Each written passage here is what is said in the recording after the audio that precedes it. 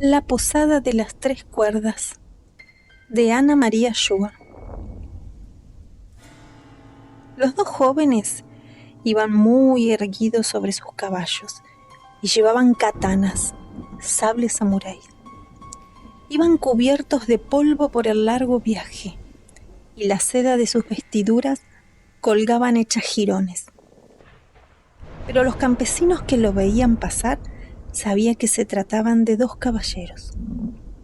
Junchiro y Koichi eran dos hermanos que volvían a la casa de sus padres. Su señor y jefe había vencido en la guerra. Habían luchado mucho y con valor, pero ahora, a pesar de ser jóvenes, se sentían viejos y tristes y cansados. Aunque nunca hubieran aceptado decirlo en voz alta, aunque nunca se lo dijeran ni siquiera a ellos mismos, aunque siguieran hablando como hablan los hombres en Japón, con voz ronca y cortante, como si todo lo que dicen, hasta una pregunta o un comentario, fuera una orden violenta. La guerra los había llevado lejos y deseaban llegar lo más pronto posible a la ciudad natal. Por eso apuraban el paso de sus caballos y se detenían apenas lo necesario para comer y dormir. Descansaban en las horas más calurosas del día, cuando el sol estaba alto en el cielo, y aprovechaban para avanzar en el fresco amanecer y las últimas horas de la tarde. Una noche, cuando estaban a pocos días de viaje de su ciudad natal, llegaron a un bosquecillo. Junchiro, el más joven, propuso seguir adelante. El bosque no es espeso. La noche es fresca, pero no fría. Del otro lado debe haber una aldea o tal vez una posada donde podremos descansar más cómodos. Tenemos que cuidar nuestros caballos, le contestó Koichi. Necesitan descanso. No tenemos dinero para comprar otros. Mañana al amanecer seguiremos adelante. Junchiro se burló de su hermano mayor con todo el mal humor que su propio cansancio le provocaba. Lo acusó de cobarde, sabiendo que eso era una mentira. Los fantasmas del bosque le dan miedo a un guerrero. ¿O acaso está asustado de los zorros y los conejos? Koichi, sin contestarle, empezó a desencillar tranquilamente su agradecido caballo. Pensando que después de todo ya estaba tan cerca de su casa que no le importaría seguir solo.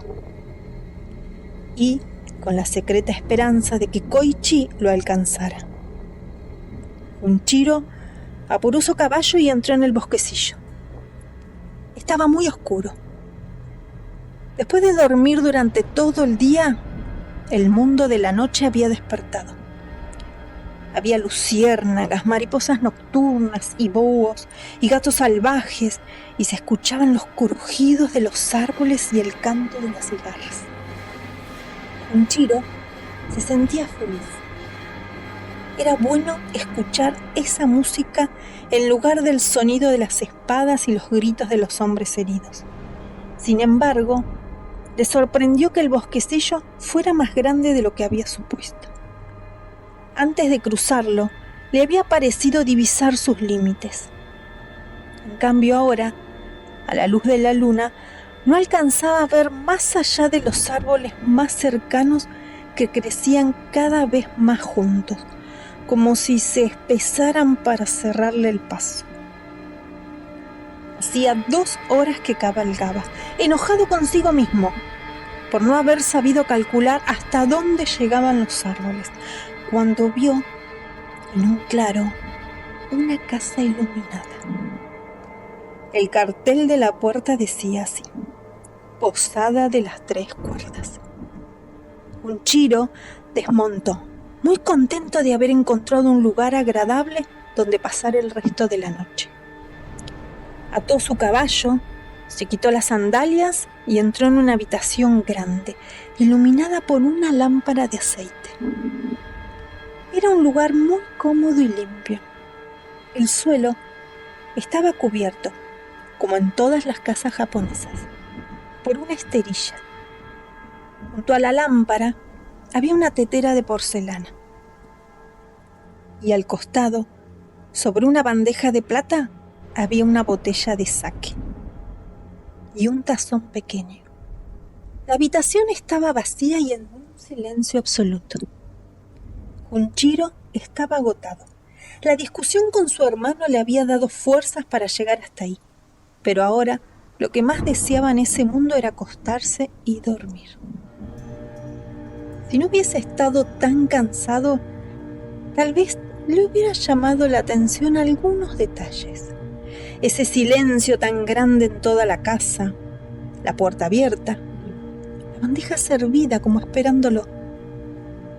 La noche en el bosque era húmeda y fría, y Junchiro se sintió satisfecho de estar en un lugar caliente y cómodo, sin pensar en nada más. Sin ninguna preocupación, el joven se sirvió un tazón de sake caliente. Mientras el vino de arroz corría agradablemente por su garganta, escuchó unos pasos livianos y claros en las escaleras que llevaban al primer piso. Una jovencita bellísima, vestida de seda, entró en la habitación.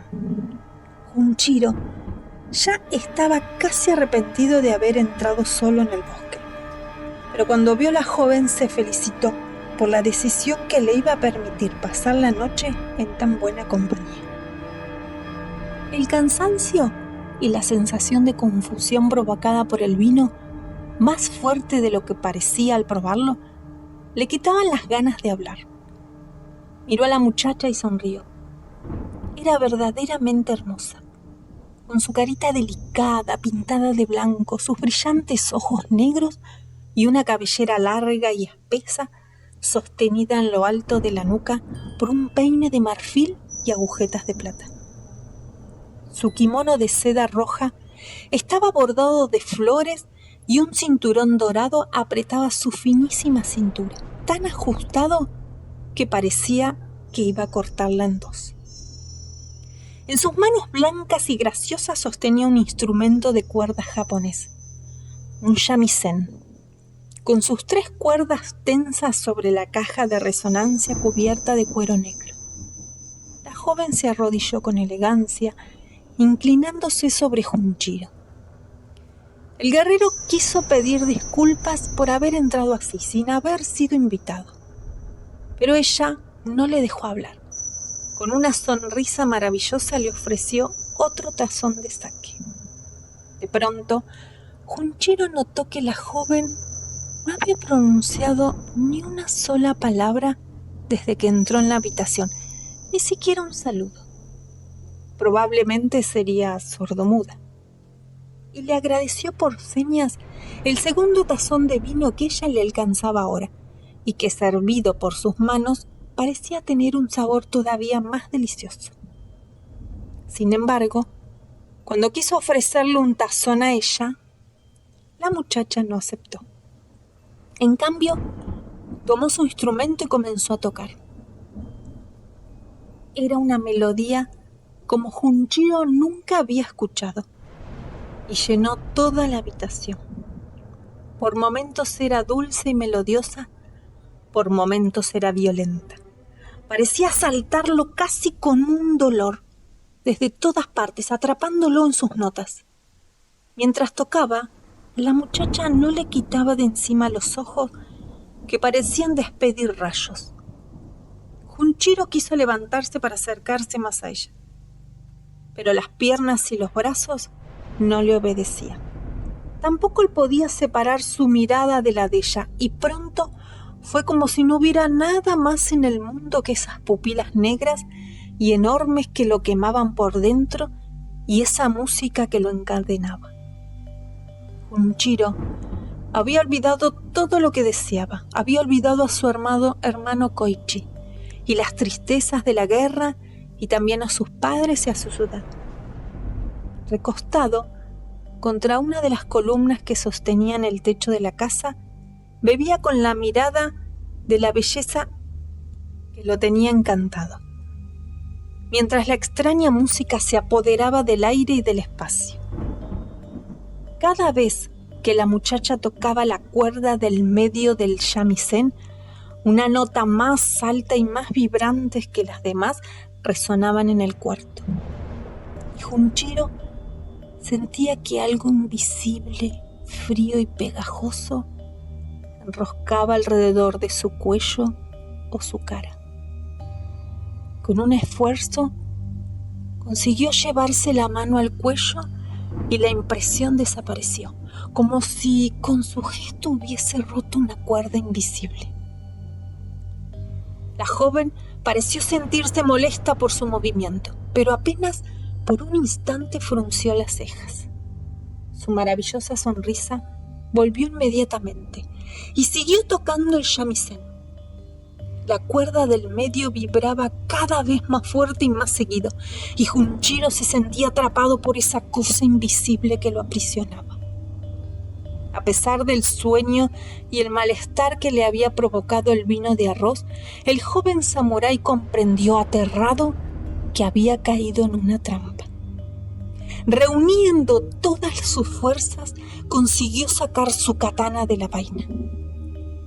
Cuando la jovencita vio el sable desvainado, ya no intentó disimular su enojo. Furiosa y descontrolada, tocó con tanta fuerza la cuerda del medio que se rompió. Alargándose, la cuerda volvió a enroscarse sobre el cuerpo de Junchiro. Era demasiado tarde para intentar nada. Estaba atrapado, atado a la columna. Sin embargo, a pesar de tener el brazo casi inmovilizado, logró arrojar el sable, que se clavó profundamente en la caja negra del instrumento musical. La furia de la muchachita desapareció de golpe. Su cara blanca y fina pareció enflaquecer de pronto y tomó una expresión triste y dolorosa. Se levantó, alzó su instrumento del suelo y volvió a subir las escaleras silenciosamente con cierta dificultad. Un silencio pesado envolvía la casa. Por la ventana entraba el frío de la noche. La llama de la lámpara paró de flamear y finalmente se apagó. El prisionero quedó solo en la más negra oscuridad. El agotamiento fue más fuerte que el terror y Junchiro, en su incómoda posición, se quedó dormido. Lo despertó la luz del amanecer. Junchiro miró a su alrededor y casi no pudo reconocer el lugar donde se encontraba. Las esterillas que cubrían el piso eran restos rotos, viejos, cubiertos de polvo. La puerta que creía haber empujado al llegar estaba tirada en el suelo, con la madera podrida y llena de gusanos. En lugar de la tetera había un montón de cenizas. En lugar de la botella de sake y el tazón había 2 piedras. ¿Había sido un sueño? Pero la cuerda fría y pegajosa que lo ataba todavía a la columna, sí, esa era completamente real. Junchiro tironeó para soltarse y no pudo. También eran reales las gotas de sangre frescas en el piso. Iban hacia las escaleras. En ese momento escuchó la voz tranquilizadora y familiar de su hermano que lo llamaba por su nombre. Gritó para guiarlo y con la enorme alegría lo vio entrar en la posada de las 3 cuerdas. Con su katana, Koichi cortó las ligaduras que ataban a su hermano. No se abrazaron porque los samuráis no se abrazan, pero sí miraron como si se abrazaran, felices de estar vivos y juntos otra vez. Junchiro le contó a su hermano las aventuras de la noche anterior.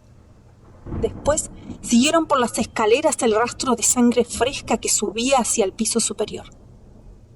En la confusión de esa noche terrible, sin saber claramente qué había sucedido en realidad, confundido por la borrachera, Junchiro temía haber herido a la hermosa dueña de la casa.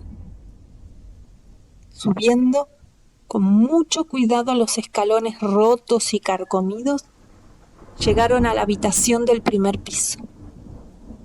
Ahí, debajo de una enorme tela desgarrada del tamaño de un hombre, encontraron a una gigantesca araña muerta atravesada por la katana de Junjiro.